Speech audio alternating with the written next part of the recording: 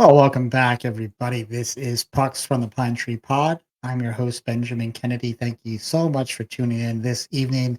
I do want to say apologies. It's been about a week and a half since I've been able to get back here on the channel. Been just a busy run, family commitments, work commitments, all the things that have been going on.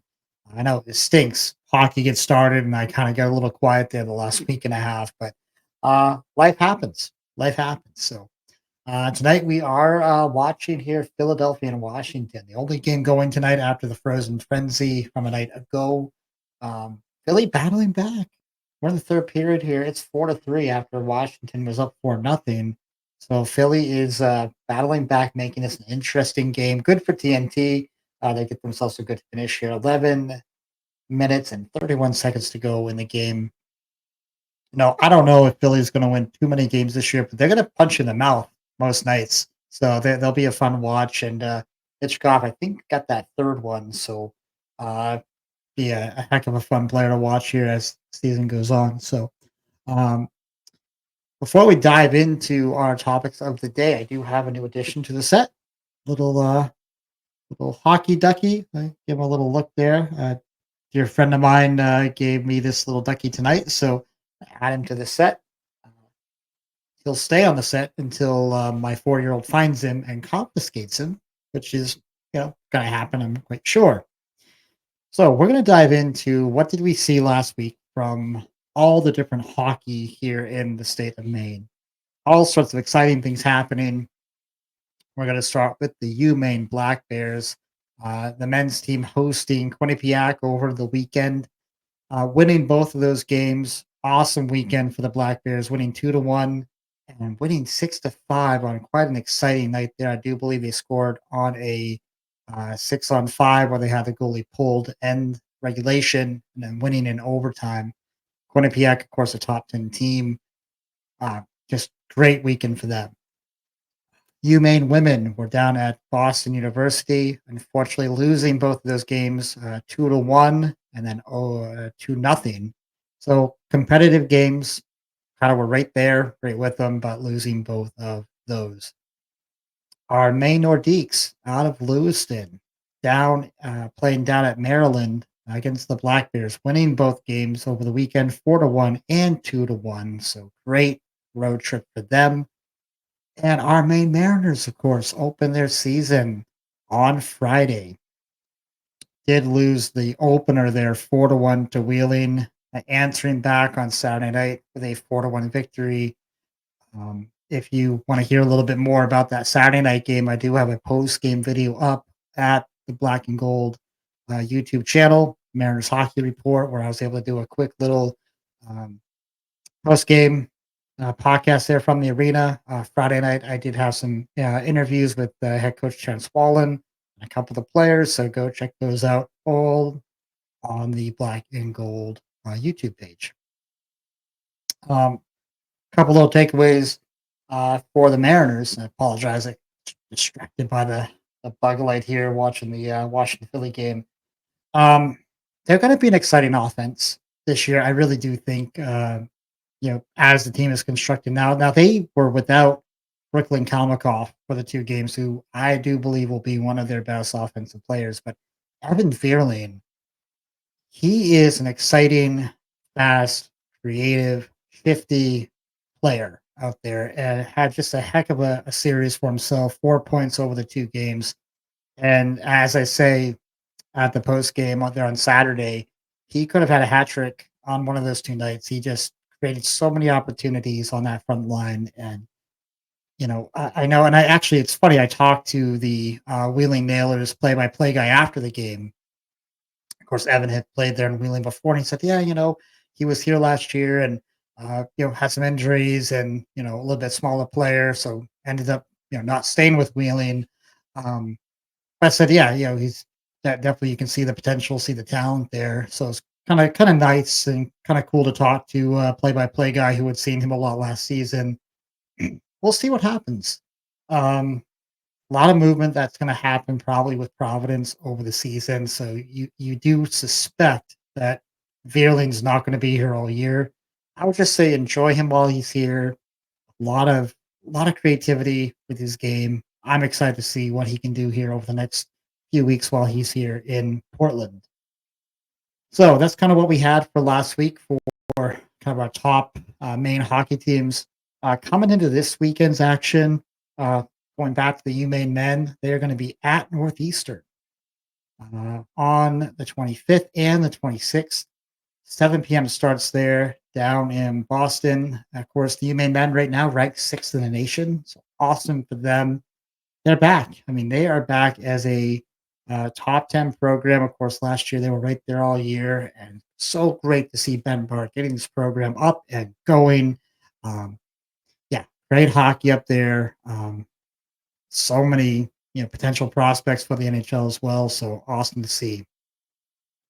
The UMaine women will be at Colgate, number six Colgate for the women on the 25th, 6 p.m. drop and 3 p.m. drop, puck drop there on the 26th. So good luck to the UMaine Lady Black Bears. They take on a real tough opponent there with Colgate. Maine Nordiques, they will be home this weekend back at the Coliseum in Lewiston, taking on the Northeast Generals. 7 p.m. Puck drop there on the 26th, and on the 27th at 2 p.m. Puck drop there to get them started. They're 10-2-1, leading the Eastern Division of that North American Hockey League. So this is a really good, fun, exciting team. All sorts of Division One commitments on this team. So if you want to go see like the next batch of good college kids coming out, go check out the Maine Nordiques up to Coliseum. Worth the price of admission, I can promise you that. And finally, we've got the Maine Mariners with a 3 games here at home coming up, starting Friday night against Norfolk, a 7:15 puck drop there to get the weekend started. Saturday, another game with Norfolk starting at 6 o'clock, so very much like last weekend.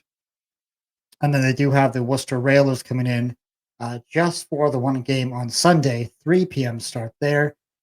Listen, guys, if you have kids, if you have families, those Sunday games down at the cross are going to be kind of your sweet spot. A lot of 3 p.m. starts, perfect time for you know families or guys with little kids. So if you want to get your kids to a game, those 3 p.m. Sunday starts are where it's at. So should be a fun weekend. I think that Mariners have an opportunity here. They're 1-1. If you can win 2 out of 3 over the weekend, I think you're in really good shape to start the season. So we're going to turn the page now on all the main stuff, and of course, we have to talk about the Boston Bruins. Ugh, how are we feeling? We're 7 games in, 7 games in, right? We don't want to overreact, but we're going to because that's what we do. Because we're hockey fans and we're a little nuts, and we're going to overreact. Um, 7 games in, can't say I'm impressed. And I don't think many people are impressed with what we've seen so far. I think what we have seen is an undisciplined team, a team that is lacking the details to get wins, lacking the offensive touch to get wins, a defense that still feels like they're trying to figure things out, um, and a team that, quite frankly, looks like a 3-3-1 type of team right now. So, as Bill Parcells would say, you are what your record says you are, and yeah, they're about a 500 team. No better, no worse at this point. Looking at the penalties, and I think this is worth a discussion. I'm going to go through the 7 games so far. They had 17 penalty minutes last night against Nashville, 10 against Utah, 11 against Colorado, 21. Let me repeat that, 21 against Florida in that second game against Florida, 10 against the Kings, 12 against Montreal, 19 in that opening night against Florida. That's 100 penalty minutes. Divide that by 7 games. 14.29 minutes per game spent in the penalty box so far through 7 games. That is almost a quarter of every game spent in the box. I'm sorry, you're not winning a lot of games. You're spending 1/4 of your time in the penalty box every single game. Okay, I get it. There's gonna be Bruins fans come at me, so, "Oh, some of these calls and the referees and blah, blah, blah, blah, blah." I'm not here for any of that. I'm just not. If you're watching the games, you're watching how this team is playing, it's a lot of undisciplined play. Yeah, some stupid things like, yeah, the McAvoy, 4-minute double minor last night where he's some people say, "Oh, it's just his follow through," but you gotta control your stick there. And it's like, yeah, you kill it and you're right there, and right at the end, of course, they pop another one in. Um, you just have to be more disciplined. You just do. Zadorov is kind of coming as advertised, taking a lot of penalties. He's gonna play a physical style. We know this, but you want him to tune it in a little bit. Tune it in a little bit. Max Jones. I'm sorry. I think I have him up on my notes here for later on, but I'll talk about him right now. Um, I'm all set with Max Jones. He's only played 3 games, but I'm kind of all set with what I've seen from him. I think he's overcompensating a little bit, not really playing in the system. Yeah, you can give him some time, but if he's eligible to go to Providence, maybe you got to send him to Providence, and I don't know, maybe he has to clear waivers to get there. I don't know, um, but I have not liked what I've seen from him. And dear God, they had him on the second line to start the game last night. I know. Listen, Monty's trying different things, trying to fill that second line, trying to get that line going. But Max Jones was definitely not the answer, and we'll see what comes of it. Turnovers. Let's talk about turnovers for a second. I mean, the giveaways have been just awful uh, through the 7 games. This is according to moneypuck.com. They are 13th in the league in giveaways with 93 giveaways, and that's not just 5-on-5, but that's all situations. Not good. That's not good enough. Um, you're just not handling the puck well. Yeah, too many, hope type of plays. Not enough of the simple plays. When this team plays simple, straightforward hockey, they play pretty well, and you see good results. It's when they try to make those, kind of hope plays or the perfect type of plays. So many turnovers to start the season, and it's a story, and it's a story that's gonna have to change. Again, we're talking 7 games in, right? So you give us another 7 games, these numbers could shift, and they could start to figure it out. I feel like they will. I do feel like they're going to figure some of this stuff out, but you have to. You have to. We can only talk about what we've seen so far. What we've seen so far just simply hasn't been good enough if you're a Bruins fan. Even strength so far. So 5-on-5 play. These are some bad numbers. 30th in high danger scoring chances. Uh, 30th overall in overall scoring chances. 31st in shot attempts and 32nd in shots on goal. Now, if I'm wrong on these, I'm pulling these from, I believe, NHL.com. Um, call me out, if you're seeing some different numbers, but these numbers are not good. These are not good numbers. And this is something we've seen over these kind of past few years for as much winning as the team has done. And, Sweeney talks about it.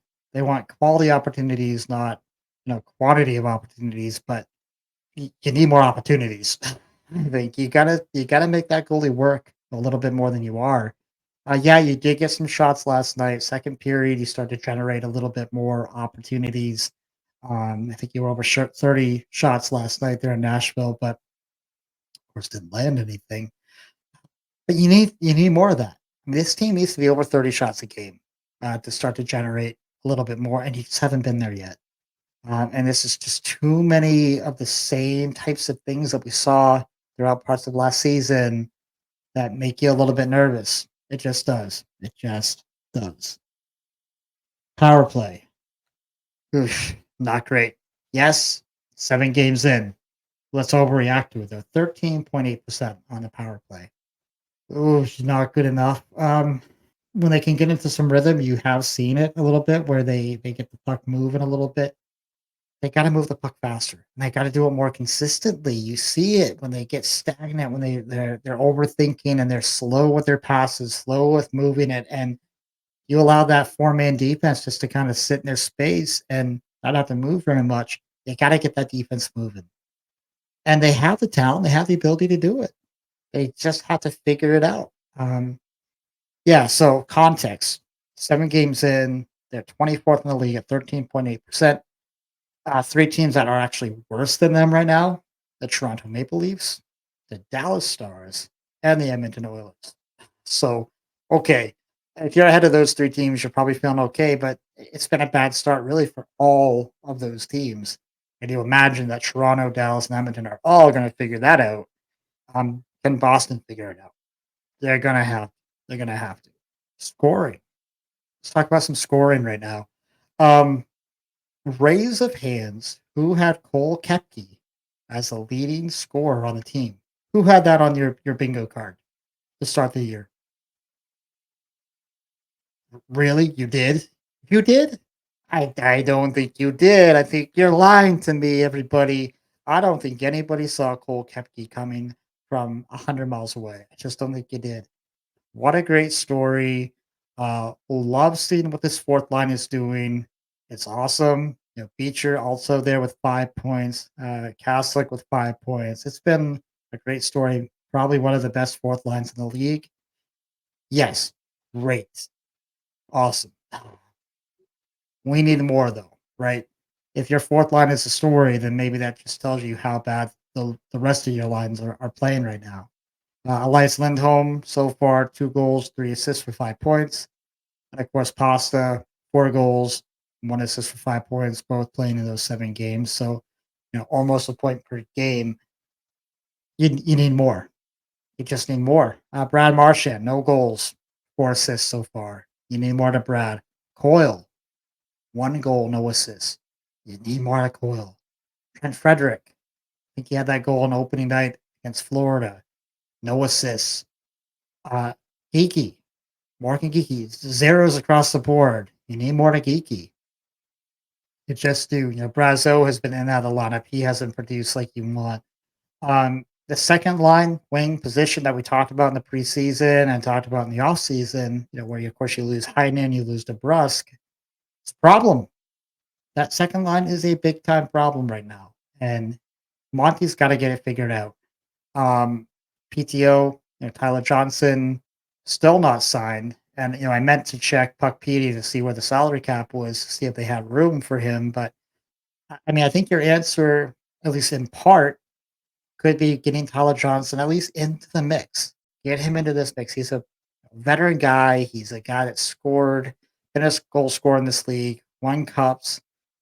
He's that kind of guy I think you need to just insert in to just bring an adult into the room a little bit, another adult into the room, and put him on that second line, see what he does. Hell, if you're willing to put Max Jones on the second line, you're telling me Tyler Johnson can't play second line?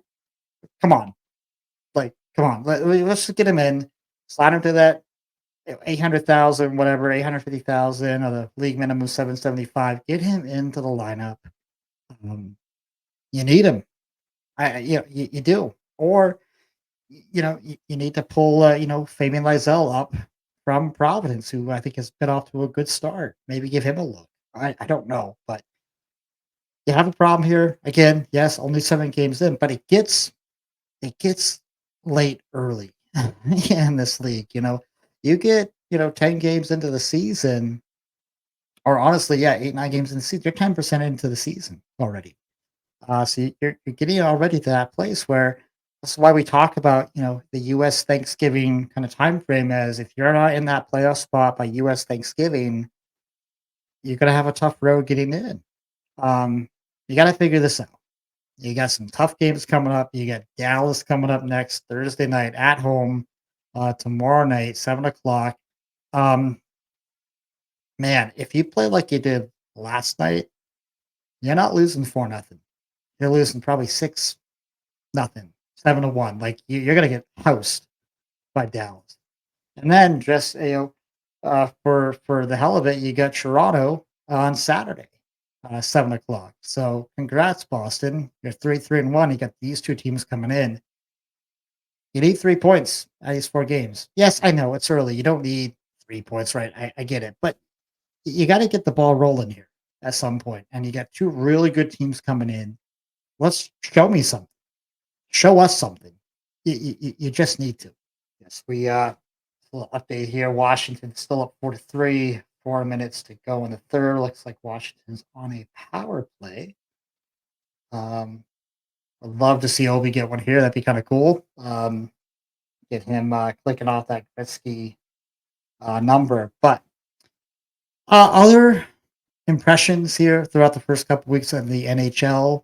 Um, Looking at that Metro division, it's the Metro is kind of what I thought it was. You got the New York Rangers at 5-0-1 to start the season. New Jersey Devils right behind them at 5-3-1. A little bit up and down, but I think overall you're seeing all the potential there with the Devils up and scoring. You're getting some good goaltending.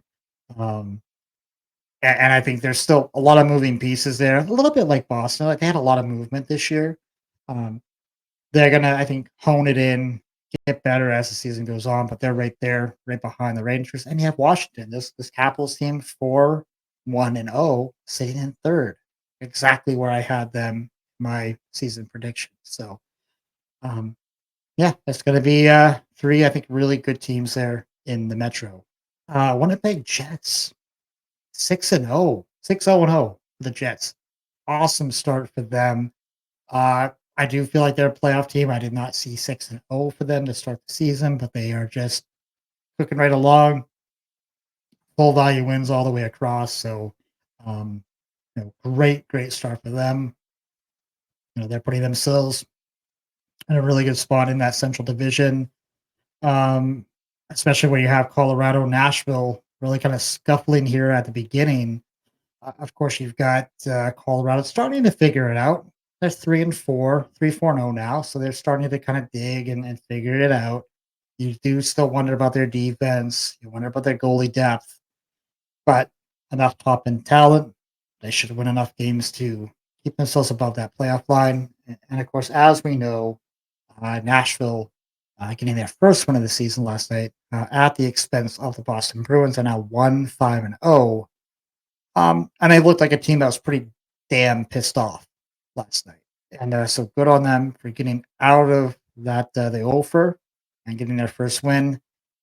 I do believe that when I did their season preview, I talked a little bit about don't be shocked if they have a slower start. But again, so many new moving pieces. I didn't expect a 1-5, but I do think they'll be all right. I think they'll be all right.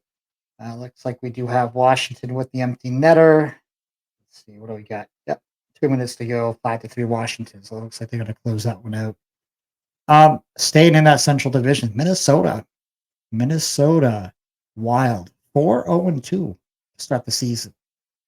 That's not something I had on my bingo card. Kind of had this team. I think I had them ranked seventh for the division this year. I just was not very high on them. Again, yes, it's early, only 6 games in, but a really good start for them. They do have some good top end talent. I do question their depth overall. We'll see how it plays out throughout the year, but tip your cap to the Minnesota Wild. Great start for them. And Alberta, what? What am I reading this right? Hold on. Calgary, 5-0-1, and Edmonton 2-4-1. Am I right on that? Like Alberta is just completely flip flopped what we would expect right now. Do we think it's going to hold up? No, I don't think it's going to hold up. I think you're going to see it just quite the opposite as the season goes on. But great start for Cal. Again, tip your cap to the Flames for battling through here. 5-0-1. Great start for them. They're playing with house money. They know it. No expectations for this team this year. They know they've got nothing to lose. And Edmonton, maybe a little bit more pressure. They're going to figure it out. They're too good not to, in my opinion. When you've got the players you have in that room, you're too good not to figure it out. Going back to my season previews, I do remember saying about Edmonton that I would not want to play them early because I thought they would just run away and hide. And yeah, completely wrong on that. I'm a little surprised after the start they had a year ago that they start out of the gate so slow again, so sloppy, like just bad, some bad losses here. Um, Kind of a shocker. You just thought they would have been more in tune to it and not let this happen again. Listen, 2-4 isn't impossible. They'll dig out of it, but yeah, I thought they'd be more that 5-1 like Calgary is, but here we are. Still just October 23rd. So everything we've talked about here. Oh yeah, look, looks like OV. Did OV get one? Looks like another empty netter, perhaps. Let's see. Hold on. Sorry, this is bad for TV. Apologize. Um, like Pucker's dribbling. Yep. OV with the empty netter. Hey man, it counts. It still counts. So he's one. What is he? 39 now away from Gretzky. Good on OV. Good job. Oh, so that's what we have for you guys tonight. As always, thank you so much for watching. Do appreciate your patience as it has again been a little bit since I've been back with you. If you do like what you're hearing here on the channel, please don't forget to hit like and subscribe down below. And until next time, be kind, show love, and God bless.